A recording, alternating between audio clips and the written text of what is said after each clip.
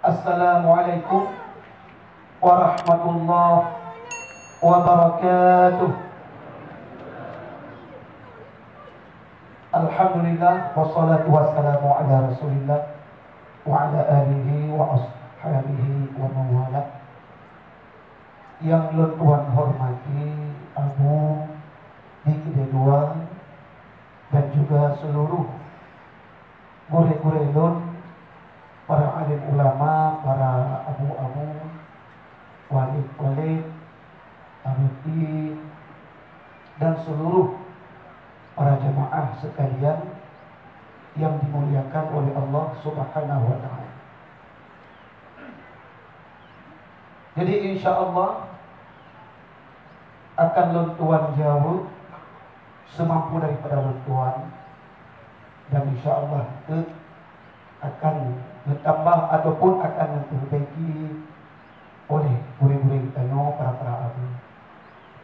Yang menjadi pertanyaan adalah, bolehkah bagi seorang imam salat atau makmum berniat untuk salat berjamaah menggunakan lafaz niat jamaatan, kegelanto makmuman ataupun kegelanto imaman?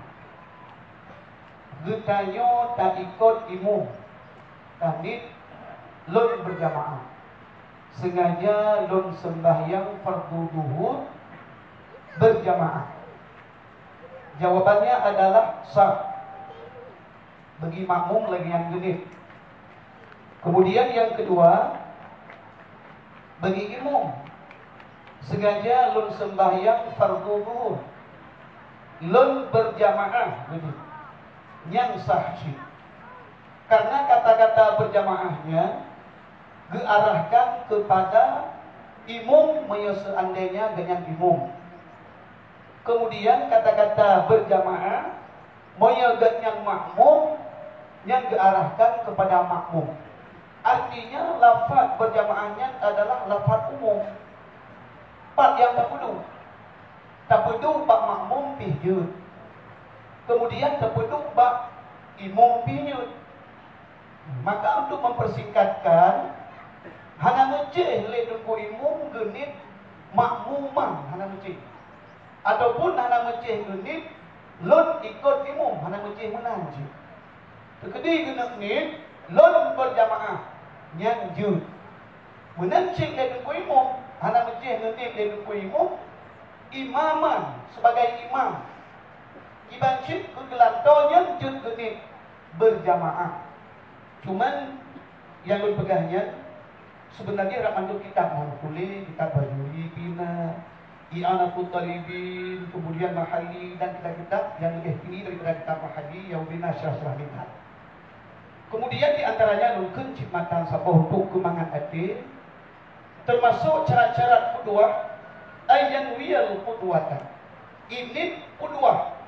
Contoh ini le makmum ka ayyatula, ini le makmum muqtadiyan lo ikut imam. Lagian pinjut ini.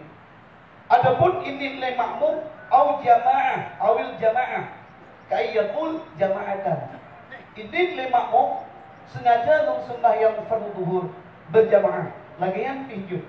Adapun ke le imam awil jamaah, sengaja lo sembahyang fardu zuhur berjamaah. Imam bukan nit yang sah. Maka berkesimpulan nit berjamaah kegelantau nit makmuman adapun makmuman yang mendua sah, ke imam pisah kemudian ke makmum pisah. Sekian yang dapat tuan sampaikan. Assalamualaikum warahmatullahi wabarakatuh.